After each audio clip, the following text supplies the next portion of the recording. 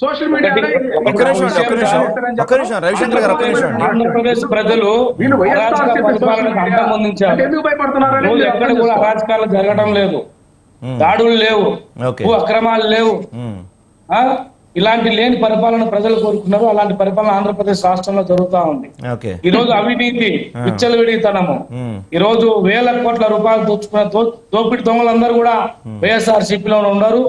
ఈ రోజు ఆధారాలతో సహా రాష్ట్ర ప్రభుత్వం ఒక్కొక్కటి బయటికి తీసి ఒక్కొక్కరిని కేసులు నమోదు చేసి చట్టపరమైన చర్యలు తీసుకుంటా ఉన్నారు. ఇంకొంతమంది పరారవుతున్నారు, మరికొంతమంది దాచుకుంటున్నారు. నెల్లూరుకు చెందిన ఒక ఆయన కాకాయన గోవర్ధన్ రెడ్డి ఈరోజు భయపడిపోయి ఈరోజు హైదరాబాద్లో దాక్కున్నాడు. మరొక ఆయన మరో డ్రామా ఆడుతున్నాడు, ఆరోగ్యం బాగలేదని మరో డ్రామా ఆడుతున్నాడు.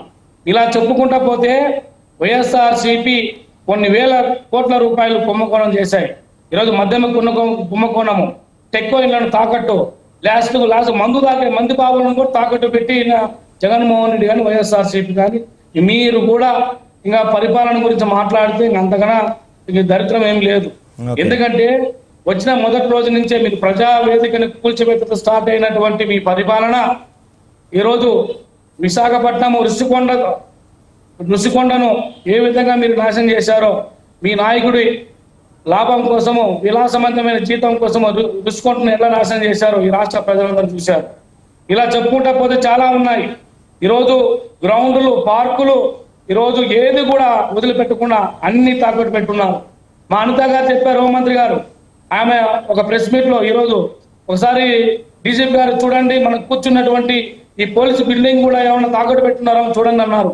అంటే ఈరోజు వైఎస్ఆర్సీపీ అధికారంలో ఉన్న 5 సంవత్సరాలు విధ్వంసాలు, అరాచకాలు తప్ప ఇంకేమీ లేదు.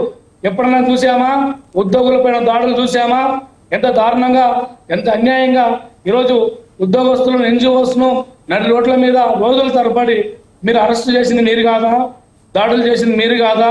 మరి ఎట్లా మీరు ఒక ఉద్యోగస్తు సంఘం లీడరు బయటకు వచ్చి చెప్తున్నాడు, సజ్జల రామకృష్ణారెడ్డికి వీడియో కాల్ చేసి నువ్వు మర్యాదగా ఇచ్చిన కంప్లైంట్ రిటర్న్ తీసుకుంటావా, లేకపోతే నీకు జీవితమే లేకుండా చేస్తా అని చెప్పి బెదిరించాడని చెప్పి ఒక ఉద్యోగ సంఘ నాయకుడే వచ్చి బయట చెప్తున్నాడు. అంటే ఈరోజు ఆంధ్రప్రదేశ్ లో అరాచకాలు లేనటువంటి పరిపాలన, బెదిరింపులు లేనటువంటి పరిపాలన, అవినీతి లేని పరిపాలన ఆంధ్రప్రదేశ్ లో నడుస్తూ ఉంది. ఈరోజు ప్రజలు చాలా ప్రశాంతంగా గుండె మీద చేసుకుని ప్రశాంతంగా ఉన్నారు. ప్రతి నెల 1వ తేదీ పింఛన్ ఇస్తా ఉన్నాం. మీలాగా ఒక మాట చెప్పి మీరు పెంచి ఇస్తామని చెప్పి 3 సంవత్సరాల తర్వాత 500 రూపాయలు పెంచి ఇవ్వలేదు. మేము వచ్చిన మొదటి రోజు నుంచే ఈరోజు మేము చెప్పిన ప్రకారం ఈరోజు పెంచి మేము ఏదైతే పెంచుతా ఉన్నామో ఆ పెంచినటువంటి పెన్షన్ ఈరోజు 1వ తేదీని ఇస్తా ఉన్నాం. మాకు 1వ తేదీని జీతాలు ఇస్తున్నాం.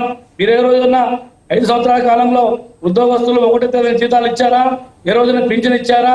మీరు ఎంతసేపు వాలంటీర్లను అడ్డం పెట్టుకొని గ్రామీణ ప్రాంతాల్లో సైతం ప్రజలను భయపడించుకుంటా, బెదిరించుకుంటా అరాచకాలు వేసుకోవాలి తప్ప గ్రామీణ స్థాయి నుంచి పంచాయతీ స్థాయి, జిల్లా స్థాయి, మండల స్థాయి, రాష్ట్ర స్థాయి ఎక్కడ లేదు. ప్రతి మండలంలో ఒక నాయకుని పెట్టుకొని తోచుకోవడమే తప్ప బెదిరించి 2 వర్గాల మధ్య గొడవలు పెట్టి ఇట్లా సంతృప్తి పడ్డారు తప్ప ఎక్కడ కూడా 1 రూపాయి కూడా మీరు అభివృద్ధి చేసిన పరిస్థితి లేదు. ఎక్కడ చేశారు? ఆల్రెడీ ఉన్న పాఠశాలకు పెయింట్లు కొట్టారు. ఆల్రెడీ ఉన్న పాఠశాలకు కొత్త గొప్ప ఏదైనా మైనర్ రిపేర్స్ ఉంటే ఈరోజు 10 లక్షలు, 15 లక్షల రూపాయలు ఈరోజు నాడు పేరుతో బిల్లులు చేసింది నిజమా కాదా? అవన్నీ ఈరోజు బయటపడుతున్నాయి. అక్రమాలన్నీ కూడా బయటపడుతున్నాయి, ఇంకా బయటపడతాయి. పైకి మాత్రం సోగులు చేసి లోపలంతా మాత్రం అవినీతికి పాల్పడ్డది మీరు కాదా అని చెప్పి మేము అడుగుతా ఉన్నాం. అట్లాగే రియంబర్స్మెంట్ గురించి మాట్లాడుతున్నారు. మీ ప్రభుత్వం పోయటానికి 4,600 కోట్ల రూపాయలు పెండింగ్ ఉంది. ఇది నిజమే కాదా? ఎందుకు ఈ విషయాన్ని దాచిపెట్టి ఎందుకని తెలుగుదేశం పార్టీ ప్రభుత్వం పైన మీరు నెట్టుతా ఉన్నారు? ఇదంతటి అన్యాయం. ఇది ఈ రాష్ట్రంలో ఉన్న విద్యార్థులకు, విద్యా సంస్థల యాజమాన్యానికి తెలుసు. మీరు మీ ప్రభుత్వం పోయే సమయానికి 4,600 కోట్లు మీకు ఏమాత్రం ఎస్సీ, ఎస్టీ, బీసీ, మైనార్టీ, పేద విద్యార్థుల పైన మీకు ప్రేమ ఉంటే మీరు ఎందుకని పెండింగ్ పెట్టారు? ఒక MBA విద్యా సంస్థలకు, PG విద్యా సంస్థలకు మీరు ఎటువంటి జీవో జారీ చేయకుండా మధ్యాంతరంగానే మీరు రియంబర్స్మెంట్ ఆపేసినారు. ఇది నిజమా కాదా? మీరు సెటిల్మెంట్కి వెళ్ళారు, యాజమాన్యంతో బెదిరించారు, అగ్రిమెంట్లు రాయించుకున్నారు, అయినా 1 రూపాయి డబ్బులు ఇవ్వలేదు. ఇలా చెప్పుకుంటా పోతే మీ అరాచకాలు 1, 2 కాదు. ఈరోజు ప్రాథమిక పాఠశాల దగ్గర నుంచి ఇంజనీరింగ్ చదివే, మెడిసిన్ చదివేటువంటి కళాశాల యాజమాన్యం వరకు ప్రతి ఒక్కరు కూడా మీ పరిపాలన బాధపడ్డారు. విద్యార్థులకు యాజమాన్యానికి మధ్య గొడవ పెట్టారు. కేవలము మీరు మీ స్వార్థం కోసము మీ పేరు ప్రజల్లో ఉండాలనో, లేకపోతే మీ సొంత డబ్బా కొట్టుకున్న దానికి మీరు చేసినటువంటి ఆర్పాటాలు 1, 2 కాదు, చెప్పుకుంటా చాలా ఉన్నాయి. అయితే రవిశంకర్ రెడ్డి గారు మీరు ఇందాక మాట్లాడుతూ రవిశంకర్ రెడ్డి గారు చీకటి రోజులది, అది చీకటి రోజులు. రవిశంకర్ రెడ్డి గారు మీరు ఇందాక మాట్లాడుతూ గత ప్రభుత్వం హయాంలో అనేక రకాల దాడులు జరిగాయన్నారు కానీ మీ హయాంలో దాడులు జరగట్లేదా ఇప్పుడు?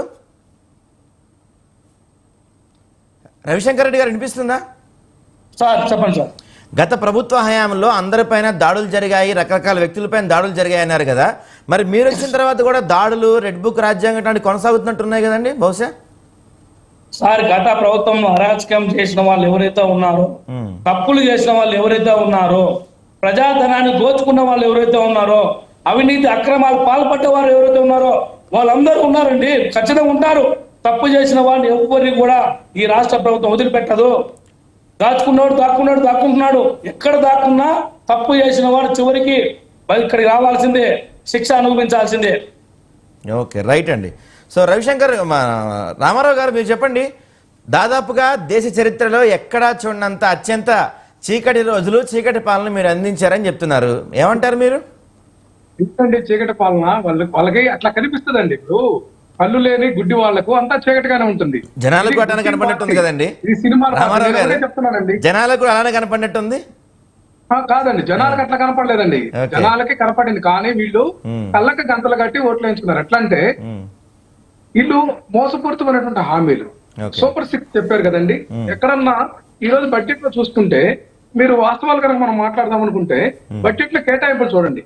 బడ్జెట్ లో నిరుద్యోగ భృతికి ఏమన్నా ₹1 కేటాయించారండి. నెలకు 3,000 చొప్పున ప్రతి నిరుద్యోగ యువకుడికి ఇస్తామని చెప్పారు. 3,000. 1 కోటి మంది నిరుద్యోగులు ఉన్నారు ఈ రాష్ట్రంలో. 36,000 కోట్ల రూపాయలు అవసరం నిధులు, కానీ ₹1 కూడా బడ్జెట్ లో చూపించాలా. 81 లక్షల మందికి తల్లికి వందనం 15,000 చొప్పున ఇస్తామంటే మరి 12,450 కోట్లు అవసరం అయితే కేవలం 9,407 కోట్లు చూపించారు. అది కూడా ఖర్చు చేస్తారో తెలియదండి. ఎందుకంటే కోటి ఏదైతే 1,10,000 కోట్ల రూపాయలు లోటు బడ్జెట్ ఉంది కదా, అట్లాగే 53.5 లక్షల రైతులకు ప్రతి సంవత్సరం 20,000 సహాయం చేస్తామని హామీ ఇచ్చారు. 10,716 కోట్ల రూపాయలు అవసరం అయితే వీళ్ళు 6,300 కోట్లు మాత్రమే బడ్జెట్ లో చూపించారండి. అట్లాగే గ్యాస్ కనెక్షన్ సంబంధించి ఉచిత గ్యాస్ 3 సిలిండర్లు ఇస్తామనే పథకానికి 1,50 లక్షల మంది మహిళలకు ఇవ్వాల్సినటువంటి పరిస్థితి ఉంది. ఆ 4,115 కోట్ల రూపాయలు అవసరం అయితే 2,600 కోట్లు మాత్రమే బడ్జెట్ లో చూపించారండి. అట్లాగే ఆడబిడ్డ నిధి ఏదైతే ఆ మహిళలకు ప్రతి నెల 1,500 ఇస్తామన్నారే, అది చూస్తే 2.5 కోట్ల మంది మహిళలకు ఇవ్వాల్సినటువంటి పరిస్థితి ఉంటే 37,000 కోట్ల రూపాయల బడ్జెట్ నిధులు అవసరం అయితే 0 అండి వీళ్ళు చూపించింది బడ్జెట్ లో. అట్లాగే ఉచిత బస్సుకు కూడా ప్రతి మహిళకి ఇస్తామన్నారు, దీనికి కనీసం 4,200 కోట్ల రూపాయలు అవసరం అయితే దానికి 0 బడ్జెట్ లో చూపించారు. ఇది వీళ్ళ పరిపాలన. అట్లాగే కేంద్రంలో ఇక్కడ రాష్ట్రంలో డబుల్ ఇంజిన్ సర్కార్ అని చెప్పారు కదండి. కేంద్ర ప్రభుత్వం మన బడ్జెట్ లో ఈ రాష్ట్రానికి మొండి చేసి చూపించింది. పక్కన బీహార్ వనంజా తీసుకెళ్లింది. రకరకాల వాళ్ళు స్కీమ్స్ అన్ని కూడా గ్రీన్ ఎయిర్ ఫీల్డ్ అని రకరకాల తీసుకెళ్తే ఇటు చోద్యం చూస్తూ దానికి ఇంకా కంగ్రాచులేషన్ చెప్పాడండి చంద్రబాబు నాయుడు గారు కేంద్ర ప్రభుత్వానికి ఈ రాష్ట్రానికి మొండి చేసి చూపించినందుకు. అసలు మీరు అసెంబ్లీలో కూడా చూస్తే వీళ్ళు ఎక్కడా కూడా ఆ కేంద్ర ప్రభుత్వాన్ని అడిగినటువంటి దాఖలాలు కానీ లేకపోతే మెడికల్ సీట్లు ఇస్తామంటే కేంద్ర ప్రభుత్వం వీళ్ళు మాకు వద్దని దండం పెట్టారు. అట్లాగే మాకు ప్రత్యేక హోదా వద్దు గతంలో లేఖ రాశారు కదా చంద్రబాబు నాయుడు గారు, ప్యాకేజ్ చాలని చెప్పి ఈ రాష్ట్ర ప్రయోజనాలు మొత్తాన్ని కూడా వీళ్ళు తాకట్టు పెట్టి వీళ్ళు అధికారం అనుభవించేదానికి ప్రయత్నం చేస్తున్నారు తప్పితే మరొకటి కాదు. అట్లాగే ఈ రవిశేఖర రెడ్డి గారు ఆరోపించినటువంటి ఆరోపణలు ఋషికొండ గురించి మాట్లాడుతున్నారు. ఋషికొండ అది ప్రభుత్వపరమైనటువంటి దానికి డెవలప్మెంట్ చేశారు తప్ప వైఎస్ఆర్సీపీ కానీ నాయకులు కానీ లేదా జగన్మోహన్ రెడ్డి గారు సొంతానికి కాదండి. వీళ్ళు సొంతంగా జగన్మోహన్ రెడ్డి గారు ఏదో దాన్ని క్యాప్చర్ చేశారని అబద్ధ ప్రచారం, విష ప్రచారం చేశారు. ఆ పక్కనే ఎదురుగా ఉంటుందండి గీతం కాలేజీ, దానికి 100 ఎకరాలు దోచిపెట్టారా లేదా? పక్కనే రామానాయుడు స్టూడియో అని ఉంటది, అది స్టూడియో ప్రారంభమైందో లేదో తెలియదు. 100 ఎకరాల ప్రభుత్వ భూమిని అతి తక్కువ ధరకు కట్టబెట్టినటువంటి మాట వాస్తవం కాదా? దోచుకోవడం అంటే వీళ్ళు ఇక్కడ చూస్తున్నాం ఈ రాష్ట్రంలో వచ్చినటువంటి మొదటి నెల నుంచి కూడా వీళ్ళు ఇసుక ఉచిత ఇసుక అని చెప్పారు. ఎక్కడ ఉచిత ఇసుక అమలు కావట్లా. దానికి ఈ రోజు కూడా టీవీల్లో పత్రికలు యాడ్లు ఇచ్చుకుంటున్నారు. ఎంత దుర్మార్గం అంటే ఎంత మభ్యపెట్టడం. అట్లాగే ఇసుక విషయంలో కోట్లాది రూపాయల చేతులు మారుతున్నాయి ప్రతి నియోజకవర్గంలో కూడా ఆ ఎమ్మెల్యేల ఆధ్వర్యంలో. అట్లాగే వైన్ షాపులు ఏదైతే లిక్కర్ సిండికేట్ చేసిన తర్వాత 20% పెంచారు కదండి లిక్కర్ ధరలు తమ అనుయాయులకు షాపులు వచ్చేటట్లుగా. అట్లాగే ఈ యొక్క బార్ అండ్ రెస్టారెంట్లు కూడా అర్ధరాత్రి అప్పటికప్పుడే టెండర్లు 2 రోజుల సమయంతో వాళ్ళ అనుయాయులకు ఇప్పించుకున్నటువంటి పరిస్థితి ఉంది. అట్లాగే మనం చూస్తా ఉన్న PDSBM కూడా ప్రతి నియోజకవర్గంలో 30 లక్షల రూపాయలు కలెక్ట్ చేసి ఒక సిండికేట్ అయి నడుపుతున్నటువంటి అంశం మనం చూసాం. దోపిడీ అంటే జేసీ ప్రభాకర్ రెడ్డిను జమ్మలమడుగు ఎమ్మెల్యే ఆదినారాయణ రెడ్డి ఇద్దరు తన్నుకున్నారు కదండి, కొట్లాడుకున్నారు కదా ఫ్లై యాష్ గురించి, మాదంటే మాదని. ఇంతకంటే దోపిడీ తెలుగుదేశం హయాంలో ఎన్ని ఉదాహరణలు నేను చెప్తున్నా. ఈ రోజు చూస్తుంటే ల్యాండ్ కన్వర్షన్ కూడా పోలీసు వాళ్ళని ఉపయోగించుకొని పోలీసు వాళ్ళ దగ్గర కూడా పోలీసు పోస్టింగ్లు వేయించే దాంట్లో కానీ రెవెన్యూలో కానీ అట్లాగే ఇంజనీరింగ్ డిపార్ట్మెంట్ పంచాయతీరాజ్ కానీ RWS కానీ R&B కానీ ఈ డిపార్ట్మెంట్ అన్నిటి నుంచి వసూలు చేస్తున్నారు. అట్లాగే పారిశ్రామికవేత్తలను పరిశ్రమలు నిర్వహిస్తున్నటువంటి వారిని ప్రభుత్వ రంగ పరిశ్రమలు కూడా వీళ్ళు బెదిరిస్తున్నారు. మనం చూసాం కదండి ఆదిరెడ్డి వాసు అనే రాజమండ్రి ఎమ్మెల్యే ఏదైతే ఏపీ పేపర్ మిల్స్ వాళ్ళని ఎంత రచ్చ చేశారో మనకు తెలుసు.